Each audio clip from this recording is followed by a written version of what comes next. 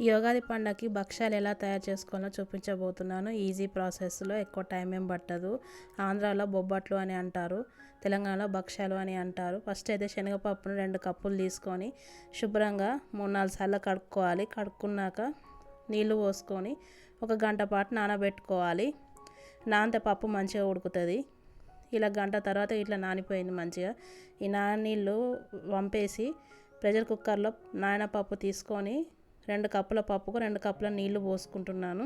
అడికడికైతే నీళ్లు మిగలకుండా 4 విజిల్లు medium flame మీద పెట్టి ఉడికించుకోవాలి. ఆ పప్పు ఉడికేలోపు ఇలాచీ, మిక్సీ జార్లో ఇలాచీలు, సోంపు, సగం ఎండు కొబ్బరి వేసుకున్నాను.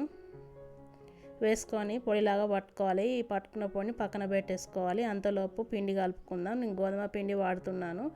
4 కప్పుల గోధుమ పిండి వాడుతున్నాను. 2 కప్పుల పప్పుకి 4 కప్పులు వేసుకోవాలి. ఇష్టం ఉన్న వాళ్ళు అయితే మైదా పిండి కూడా వేసుకోవచ్చు సగం. తర్వాత కొంచెం పసుపు వేసుకోవాలి కలర్ కోసం. వేసుకొని కలుపుకోవాలి.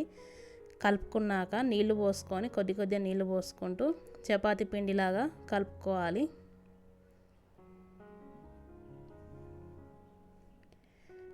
ఇష్టం ఉన్న వాళ్ళైతే మొత్తం మైదా పిండితోటైనా కూడా చేసుకోవచ్చు, లేదా అది సగం ఇది సగం అయినా చేసుకోవచ్చు. మైదా పిండి గోధుమ పిండి అయినా కలుపుకోవచ్చు. కాకపోతే నేను పూర్తిగా గోధుమ పిండితోటే చేసుకుంటున్నాను. కొద్దిగా నెయ్యి వేసుకొని కలుపుకోవాలి. కలుపుకున్నాక చపాతీ ముద్దలాగా కలుపుకోవాలి. ఇలా కలుపుకున్నాక 15 నిమిషాలు పక్కన పెట్టుకోవాలి. అంతలోపు పప్పు ఉడికిపోయింది. ప్రెషర్ రిలీజ్ అయ్యాక మూత తీసుకొని చూసుకోవాలి. పప్పు ఉడికిపోయింది. నీళ్లు నాకు అస్సలు మిగలలేదు. తర్వాత ఈ పప్పుని చల్లారాక గ్రైండర్లో పట్టుకోవాలి. మెత్తటి పేస్ట్ లాగా పట్టుకొని ఫ్రై ప్యాన్లో వేసుకోవాలి. వేసుకొని 2 కప్పుల పప్పుకు నేను 2 కప్పుల తురిమిన బెల్లాన్ని వేసుకున్నాను. తీపి అంటే ఎక్కువగా ఇష్టపడే వాళ్ళు 2.5 కప్పులైనా వేసుకోవచ్చు బెల్లం. చుక్క నీళ్లు పోయకుండా స్టవ్ చిన్నగా పెట్టుకొని ఇలా బెల్లం మొత్తం కరిగేదాకా కలుపుతూ ఉండాలి. ఇందాక పట్టి పెట్టుకున్న సోంపు, ఇలాచీ పొడి వేసుకోవాలి. వేసుకొని అంతా కలిసేట్టుగా కలుపుకోవాలి. ఇట్లా నీళ్లు పోయకుండా ఉడికిస్తే పప్పు తొందరగా దగ్గరకు వస్తుంది, లేకపోతే టైం లేట్ అవుతుంది. ఇట్లా ఆవు నెయ్యి వేసుకోవాలి. వేసుకొని కలుపుకోవాలి. ప్యాన్ నుండి సపరేట్ అయ్యేంత వరకు ఉడికించుకోవాలి పప్పుని, పూర్ణాన్ని. ఇలా సపరేట్ అయ్యాక స్టవ్ ఆఫ్ చేసేసుకొని చల్లారనివ్వాలి. చల్లారాక ఇలా చిన్న చిన్న ఉండల్లాగా చుట్టుకోవాలి. నాకు 2 కప్పుల పప్పుకు 20 దాకా అయినాయి భక్ష్యాలు.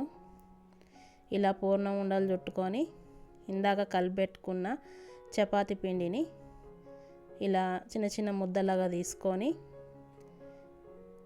ఇలా స్టఫ్ చేసుకోవాలి.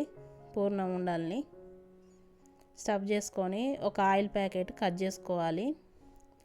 ఆయిల్ ప్యాకెట్ కట్ చేసుకొని దానిపైన ఒత్తుకోవాలి. చేతికి నూనె అప్లై చేసుకొని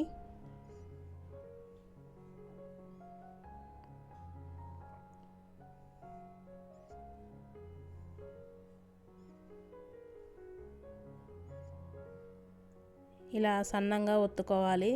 కొంతమంది లావుగా ఉంటే ఇష్టపడతారు. ఎవరికి నచ్చినట్టు వాళ్ళు చేసుకోవచ్చు. నేను సన్నంగా ఒత్తుతున్నాను.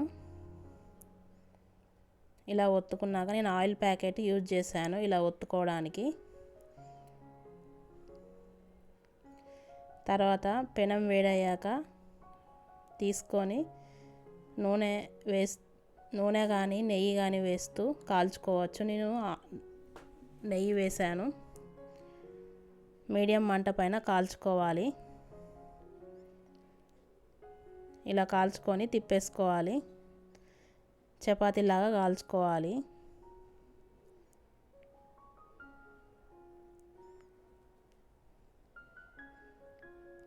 ఇలా కాల్చుకున్నాక తీసేసుకోవాలి పెనం మింకెళ్ళి. అంతే, ఎంతో సింపుల్గా భక్ష్యాలు తయారైపోయినాయి.